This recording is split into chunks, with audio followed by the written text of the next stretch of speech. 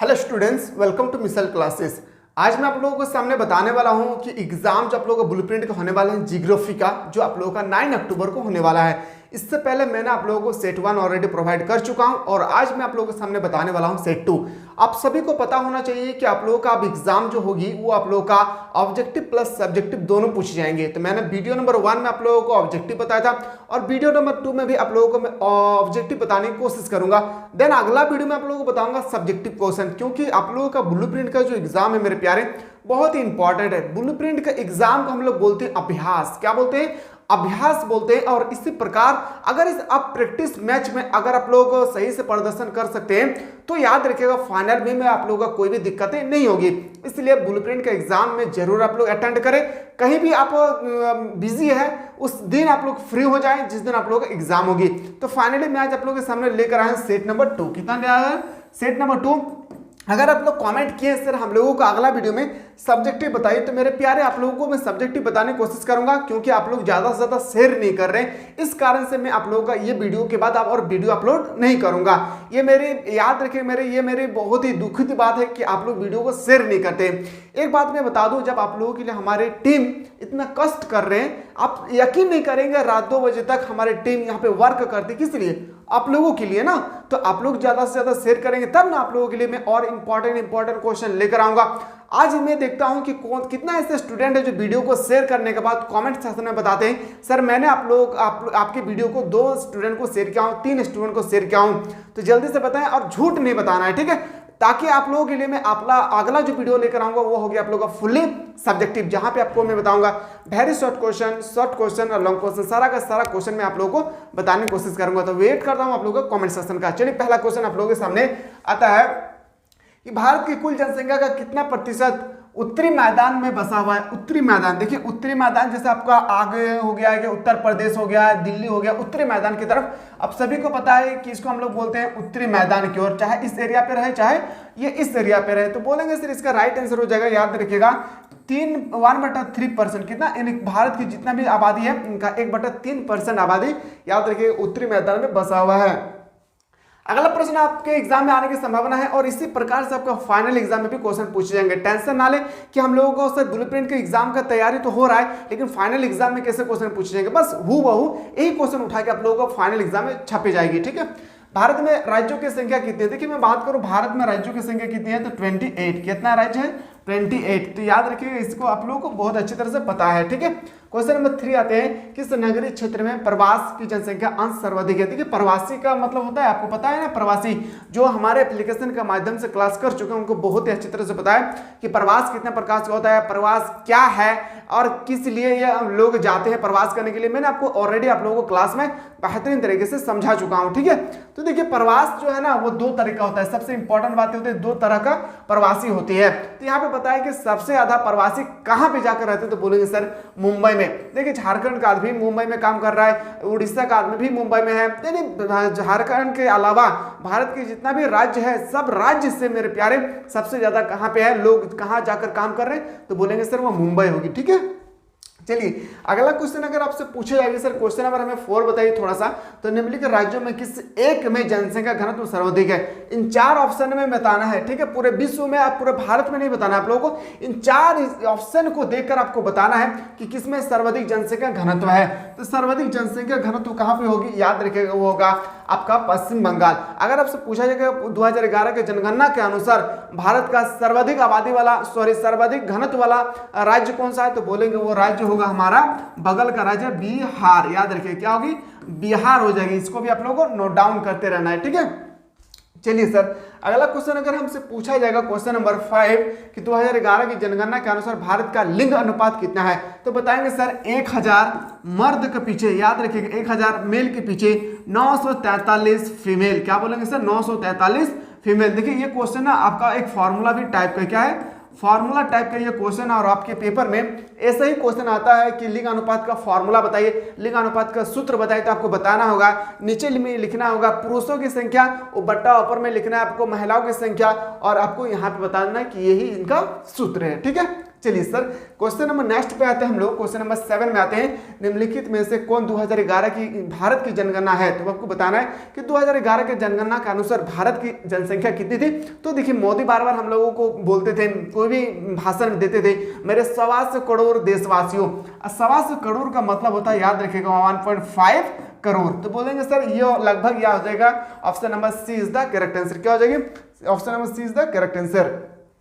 अगला क्वेश्चन अगर आपसे पूछा जाए, क्वेश्चन नंबर 8, निम्नलिखित में से कौन भाषा आर्य भाषा वर्ग में नहीं आता है? तो आर्य भाषा के अंक में सिर्फ 3 भाषा आता है, उड़ीसा, बंगाली और आसमी। तो बोलेंगे सर ये जो है ना, ये तेलुगु आसमी जो है ये बिल्कुल सही उत्तर होगा, लेकिन ये भाषा आर्य भाषा के अंतर्गत नहीं आता है। ठीक है, चलिए सर, अगला प्रश्न अगर आपसे पूछा जा सकता है कि भारत में निम्नलिखित राज्यों में से किस एक में स्त्री साक्षरता दर निम्नतम है?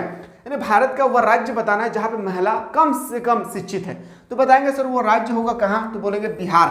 देखिए, देखने में तो लग रहा है कि बिहार आंसर नहीं होना चाहिए, लेकिन एक बात बता दूं, जिस तरह से घर वाला एक खाना बनाते हैं, सबको खाना खिलाते हैं, जो खाना बनाते हैं और सबको खिलाते हैं, देखिए सबका पेट भर जाता है, लेकिन जो खाना बनाते हैं ना उन्हीं का पेट नहीं भरता है। ये कहावत नहीं, रियलिटी है।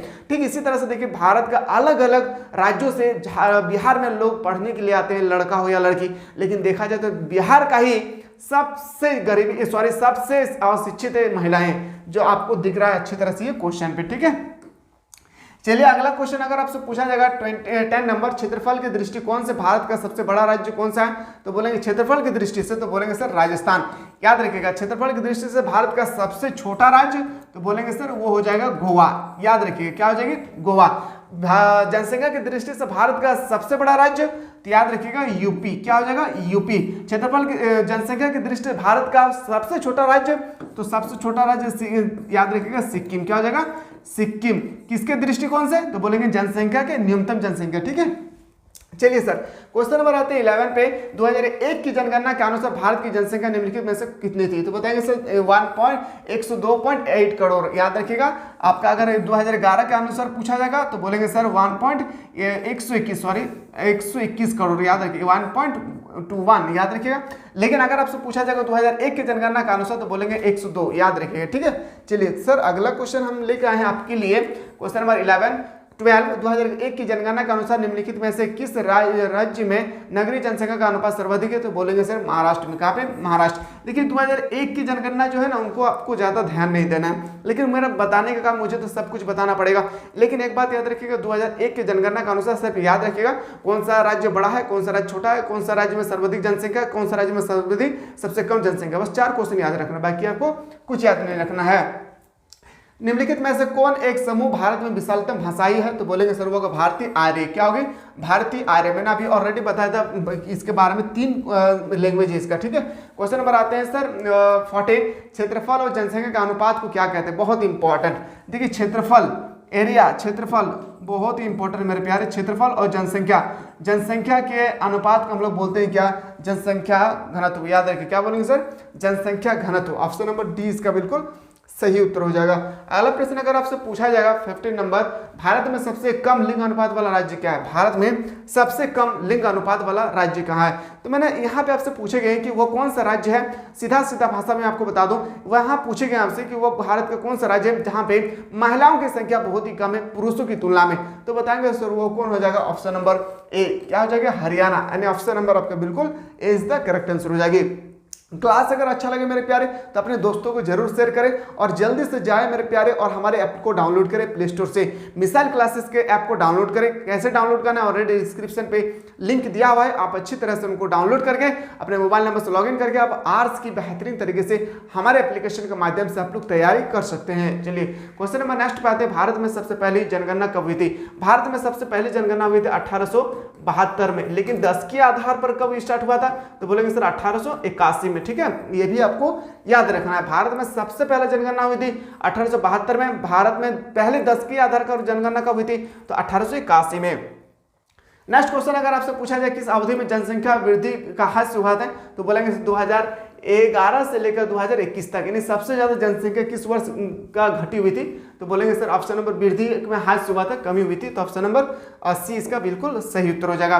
क्वेश्चन नंबर 18 में लेकर आए 1991। देखिए इतना ये इंपॉर्टेंट नहीं है, जो इंपॉर्टेंट नहीं उनको आपको नहीं करना है। भारत में ग्रामीण जनसंख्या का प्रतिशत है, तो भारत में ना ग्रामीण जनसंख्या का अगर प्रेजेंट टाइम में देखा जाए तो देखिए प्रेजेंट टाइम है ना 58% ऑलरेडी है, ठीक है, याद रखिएगा कितना 58% डाटा के अनुसार मैं बता रहा हूं। लेकिन अगर आप 2011 का जनगणना के अनुसार देखते हैं तो याद रखिएगा 72 हो जाएगा, कितना होगी 72%, सॉरी 72% इसका बिल्कुल सही उत्तर होगा। याद रखिएगा 2011 के जनगणना का अनुसार, लेकिन प्रेजेंट टाइम में देखा जाए तो याद रखिएगा 58% है, लेकिन आपको आंसर करना है 72% ही, ठीक है, क्योंकि जब तक हमारा अभी तक जनगणना नहीं हो जाती है 2023 या 24 में, तब तक आपको 2011 की जनगणना को लेकर ही आप लोगों को चलना है।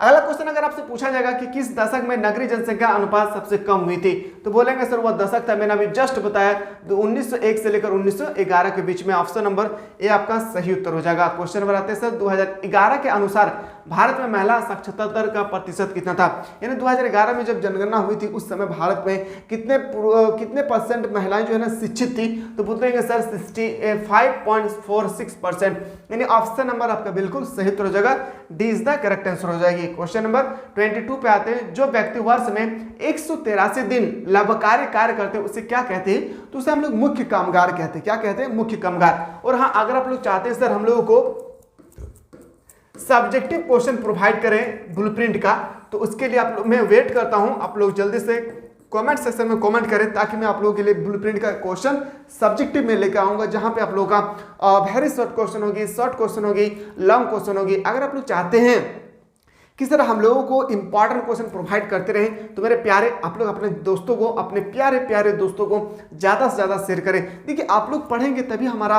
राज्य आगे बढ़ेगी। अगर हमारा राज्य आगे नहीं बढ़ सकता है तो फिर हमारा देश कैसे आगे बढ़ेगी। तो सबसे पहला मेन मुद्दा होती है ना कि अभी आप लोगों का जो समय बचा हुआ है, ये समय अपना पास रखें और किसी को ना दे, ना अपने फ्रेंड को देना है, गर्लफ्रेंड को देना है, ना आपका रिलेशनशिप में कोई होगी उनको देना है, ना अपने फैमिली में कोई है उनको देना है। बस अभी घर में कहें कि मुझे 3 महीना एक बंद कमरे में बंद कर दीजिए और अपने 3 महीना के बाद मुझे यहां से निकलना है। देखिए ये मैं इसलिए बोल रहा हूं ना क्योंकि ये समय जो है ना आप लोगों के लिए याद रखिएगा एक हीरा की तरह ये समय है। जब ये समय आपके पास से गुजर जाएगी, जैसे नवंबर, दिसंबर, जनवरी, फरवरी में तो आपका एग्जाम हो जाएगी, फरवरी के बाद ये जब आपके पास समय गुजर जाएगी ना, फिर आपको एहसास होगा काश मैं थोड़ा सा और पढ़ लेता तो आज मेरा मार्क्स अधिक आता।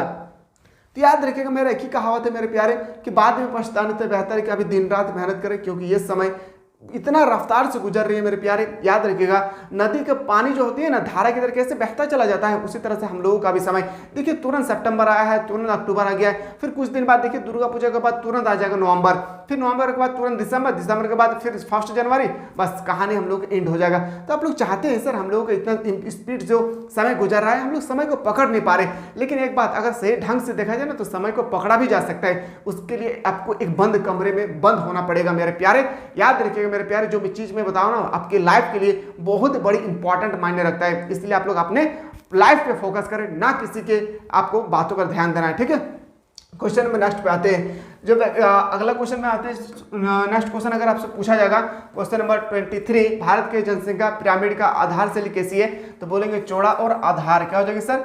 चौड़ा और आधार, यानी ऑप्शन नंबर ए आपका बिल्कुल सही उत्तर हो जाएगा। क्वेश्चन नंबर नेक्स्ट पे आते हैं, भारत में कितने प्रतिशत लोग कृषि पर आश्रित है, तो बताएंगे सर 70%। याद रखिए कितना 70%। लेकिन देखा जाए मेरे प्यारे तो यहाँ पे भारत में प्रेजेंट टाइम में 58% जो है ना वो कृषि पर आश्रित है, लेकिन आपको लगाना कितना है 78% ही लगाना है, ठीक है। चलिए सर अगला क्वेश्चन पे आते हैं। क्वेश्चन नंबर 29, 2011 की जनगणना के अनुसार भारत के किस राज्य की जनसंख्या सबसे कम थी, तो मैंने अभी जस्ट बताया था सिक्किम सबसे कम। लेकिन याद रखिएगा अगर आपसे पूछा जाएगा कि थोड़ा सा अब बताइए, अगर आपके अंदर क्षमता है, आपके अंदर नॉलेज है, तो सबसे ज्यादा कहां पर था, तो बोलेंगे सर सबसे ज्यादा था यूपी में। कहां पे? उत्तर प्रदेश, ठीक है। तो आपको ये सब पता होना बहुत जरूरी है। फिर आपसे पूछा गया 2011 की जनगणना के अनुसार भारत की साक्षरता दर का प्रतिशत कितना है। तो मैंने आपको बताया था कई बार, जो हमारे प्लेटफॉर्म के माध्यम से पढ़ रहे उन लोगों को मैं बताया था ऑलरेडी कि 74%, याद रखिएगा, आपको पूरा डाटा याद नहीं रखना है, बस आपको याद रखना है 74% व्यक्ति जो है भारत में 2011 की जनगणना के अनुसार शिक्षित थे। ठीक है, अगला प्रश्न अगर आपसे पूछा जाएगा नेक्स्ट क्वेश्चन कि निम्नलिखित में से सर्वाधिक जनसंख्या वाला मेगा नगर क्या है। देखिए मेगा नगर का मतलब मैंने आपको अभी पिछला वीडियो में ही बताया था, याद रखिएगा 40 लाख से ज्यादा होना चाहिए और 50 लाख से कम होगी तो याद रखिएगा उसको हम लोग क्या बोलते हैं, मेगा सिटी। क्या बोलते हैं सर, 40 लाख से ज्यादा होना चाहिए और 50 लाख से कम आबादी होना चाहिए, तो इस सिचुएशन को हम लोग बोलते हैं क्या, तो बोलेंगे सर उसको आप लोग बोलते हैं मेगा सिटी। क्या बोलते हैं, मेगा नगर। ठीक है, तो इसमें आपको बताना है मुंबई हो जाएगा। क्या हो जाएगी, मुंबई। ऑप्शन नंबर ए आपका सही उत्तर हो जाएगा। चलिए अगला क्वेश्चन पे आते हैं सर। क्वेश्चन नंबर नेक्स्ट पे आते हैं, भारत का प्रति वर्ग किलोमीटर जनसंख्या घनत्व है। तो बताएंगे सर, याद रखिएगा 1 किलोमीटर स्क्वायर। देखिए 1 किलोमीटर का मतलब यहाँ पे चारों तरफ 1 किलोमीटर होना चाहिए, यानी आप अगर इस पॉइंट पे खड़े हैं तो इधर भी 1 किलोमीटर होना चाहिए, इधर से नहीं, दोनों चारों तरफ। देखिए मैं अगर इस मिडिल पॉइंट पे खड़ा हूँ तो इधर और मेरे सर के ऊपर और मेरे पैर के नीचे मेरे से डिस्टेंस 1 किलोमीटर होना चाहिए। एक स्क्वायर फीट जो हम लोग देखे है ना, एक स्क्वायर फीट जो हम लोग सुने हैं, उसी तरह से एक होता है एक किलोमीटर वर्ग। 1 किलोमीटर वर्ग जो होती है तो उसको हम लोग बोलते हैं, याद रखिएगा, उसको हम लोग बोलते हैं जनसंख्या घनत्व। तो बताएंगे सर कितना था 2011 की जनगणना के अनुसार, तो बोलेंगे इसका राइट आंसर हो जाएगा 382। याद रखिए कितना हो जाएगी, 382। यानी बोल सकते हैं 2011 की जनगणना के अनुसार 1 किलोमीटर एरिया पे 382 कैंडिडेट रहा करते थे। ठीक है, पूरे भारत के डाटा में बता रहा हूं और सच कह रहा हूं, ये क्वेश्चन आपके 2024 के पेपर में डायरेक्टली आपसे पूछे जाएंगे। चलिए सर क्वेश्चन नंबर नेक्स्ट पे आते हैं। 2011 की जनगणना के अनुसार भारत के किस राज्य का जनसंख्या घनत्व न्यूनतम है। तो याद रखिएगा अरुणाचल प्रदेश। इन चारों ऑप्शन में आपको बताना है क्या हो जाएगा, न्यूनतम। आपसे पूछा जाएगा तो बोलेंगे सर अरुणाचल प्रदेश, लेकिन सबसे ज्यादा अगर आपसे पूछा जाएगा तो हो गया बिहार में सबसे ज्यादा है। यूपी से भी ज्यादा कहाँ है, तो बोलेंगे सर याद रखिएगा बिहार में। ठीक है, अगला क्वेश्चन अगर आपसे पूछा जाएगा 2011 की जनगणना के अनुसार भारत के किस राज्य में नगरीय जनसंख्या का प्रतिशत सर्वाधिक है, तो बोलेंगे सर महाराष्ट्र। और महाराष्ट्र अभी भी है और बाद में भी यही रहेंगे, क्योंकि महाराष्ट्र मुंबई के अंतर्गत आता है और अब सभी को पता है हॉलीवुड हो, बॉलीवुड हो, क्रिकेटर हो, कुछ भी हो, वो सबसे ज्यादा वहीं पे पाए जाते हैं। तो बोलेंगे सर मुंबई। इस तरह से इसका सही उत्तर हो जाएगा।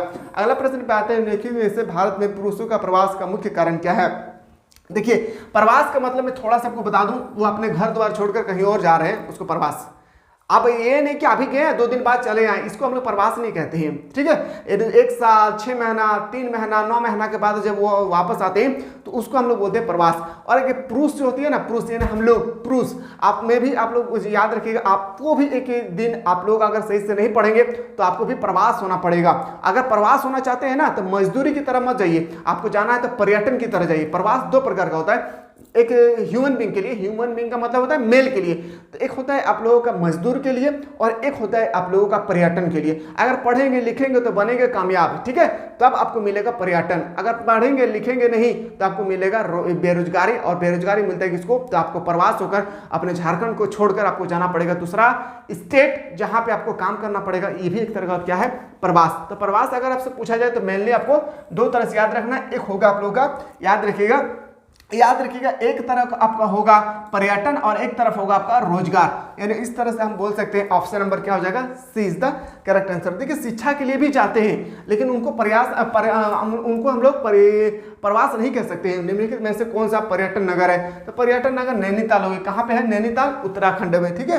नैनीताल कहाँ है, उत्तराखंड में। अगला क्वेश्चन पे आते हैं, निम्नलिखित में से किस राज्य में सर्वाधिक संख्या में अप्रवास आते हैं, तो बताएंगे सर वो हो जाएगा महाराष्ट्र में ही सबसे ज्यादा लोग जाकर काम करते हैं। अगला क्वेश्चन आते हैं, क्वेश्चन में नेक्स्ट अगर आपसे पूछा जाएगा भारत में प्रवास निम्नलिखित धाराओं में से कौन सी एक धारा का पुरुष प्रधान है, तो बताएंगे सर ग्रामीण से नगरी। हम लोग ग्रामीण इलाके में रहते हैं, है ना जी। किसी का घर फूटा है, टूटा है, लूटा है, लूटा भी है, बहुत इंसान का घर नहीं लूटा है जी। आप लोग देखिए गाँव में किसी का ना किसी का घर लूटा है, तो हम लोग ग्रामीण से आते हैं। कहाँ से आते हैं, ग्रामीण हम लोग इलाके से आते हैं और हम लोग जाते हैं काम करने के लिए। कहाँ पे, तो मुंबई, कोलकाता, नगरीकरण, याद रखें नगरीकरण हो जाए। ठीक है, तो याद रखिए हम लोग जाते हैं कभी मुंबई, कभी कोलकाता, कभी महाराष्ट्र, कभी उड़ीसा, कभी पश्चिम बंगाल जाते हैं ना, तो याद रखिए हम लोग ग्रामीण इलाके हैं और हम लोग जा रहे हैं नगरीय क्षेत्र में। ऑप्शन नंबर क्या हो जाएगा, ऑप्शन नंबर सी इसका बिल्कुल सही उत्तर हो जाएगा। अच्छा लग रहा है ना, तो मेरे प्यारे अपने दोस्तों को जरूर शेयर करें, क्योंकि आप सभी का मकसद एक ही है कि आपको ज़्यादा से ज़्यादा मार्क्स लाना है। और हम सब का, हमारे पूरे टीम का एक ही मकसद है कि गरीब से गरीब छात्र हमारे प्लेटफॉर्म पर आकर स्टडी करें। जो कोचिंग नहीं कर पा रहे, कोई ट्यूशन नहीं कर पा रहे, कोई बुक नहीं खरीद पा रहे, उनको इन्वाइट करें मेरे प्यारे, चाहे वो क्लास 11 का हो, चाहे वो क्लास 12 का हो, उनको इन्वाइट करें और उनको बताएं कि टेंशन ना ले, आर्ट्स की बेहतरीन तरीके से तैयारी कराया जाता है मिसाल क्लासेस के एप्लीकेशन पे ओनली फॉर 399 रुपीज में। आर्ट्स का ऑल सब्जेक्ट का क्या, आर्ट्स का ऑल सब्जेक्ट का तैयारी कराया जाता है ओनली फॉर 399 रुपीज में। ठीक है, चलिए सर क्वेश्चन नंबर नेक्स्ट पे आते हैं। जो क्वेश्चन नंबर नेक्स्ट हम लोग का, निम्नलिखित में से किस नगरीय समूह में प्रवासी जनसंख्या सर्वाधिक होती है, तो बोलेंगे सर मुंबई नगरीकरण समूह में। ऑप्शन नंबर क्या हो जाएगा आपका, ए इज द करेक्ट आंसर हो जाएगी। आते हैं अगला क्वेश्चन पे, क्वेश्चन नंबर 6 में आते हैं। निम्नलिखित में से कौन सा नगर गंगा नदी का प्रमुख प्रदूषक है, तो गंगा नदी का प्रमुख प्रदूषक मैंने आपको बताया था क्लास में ही ऑलरेडी, क्या हो जाएगी, वाराणसी। क्या हो जाएगी, वाराणसी हो जाएगी। और ऑप्शन नंबर 20 का सही उत्तर हो जाएगा। क्वेश्चन नंबर 7 पे आते हैं। एक स्थान से दूसरे स्थान पर लोगों को हस्तांतरण क्या कहलाते हैं। देखिए अभी मैं कहाँ पे हूँ, मैं झारखंड में हूँ। अब मैं झारखंड के बाद मैं चला जाऊँगा, याद रखिएगा मैं मुंबई चला जाता हूँ। ठीक है, मुंबई, तो मान लेते कि मुंबई में चला गया हूँ, तो इसको हम अपने राज्य को छोड़कर मैं दूसरे राज्य में प्रवेश कर रहा हूँ, इसको ना हम लोग क्या बोलते हैं, तो बोलेंगे सर इसी स्टेज को हम लोग बोलते हैं प्रवास कहते हैं। क्या बोलते हैं सर, प्रवास। अब प्रवास कई तरह का हो सकता है, लेकिन मेनली 2 ही तरह का होता है, याद रखिए, एक पर्यटन के और एक रोजगार के क्षेत्र में। ऑप्शन नंबर क्या हो जाएगा, सी इसका बिल्कुल सही उत्तर हो जाएगा। आते हैं सर अगला क्वेश्चन, अगर आपसे पूछा जाएगा 8 नंबर आपको ज्यादा ध्यान नहीं देना, क्योंकि ये 2001 की जनगणना है। ठीक है, क्वेश्चन नंबर 9 पे आते हैं। भारत में कौन से पड़ोसी देश की सर्वाधिक अप्रवासी आते हैं, बहुत इंपॉर्टेंट, बांग्लादेश। याद रखिएगा बांग्लादेश में ही सबसे ज्यादा अप्रवासी आते हैं हमारे देश में काम करने के लिए। ठीक है, क्यों, क्योंकि ये पश्चिम बंगाल के साथ सटा हुआ है, खेला हुआ है, समझ में आया ना। ममता दीदी, भारत की जनसंख्या में प्रवास की गणना किस आधार पर की जाती है, तो बोलेंगे सर जन्म के स्थान के आधार पर और निवासियों के स्थान के आधार पर। अभी ऑप्शन नंबर क्या हो जाएगा, सी आपका बिल्कुल राइट आंसर हो जाएगी। अगला क्वेश्चन अगर आपसे पूछी जाएगी, सर थोड़ा सा बताइए जनसंख्या हस्तांतरण कितने प्रकार के होते हैं, मैंने अभी जस्ट बताया था 2 तरह का होता है, याद रखिएगा, अभी जस्ट मैंने आप लोगों को डिस्कस करवाया है। क्वेश्चन नंबर नेक्स्ट पे आते हैं। 13 सर्वाधिक प्रवास हुआ है, तो ऊपरी गंगा घाटी में।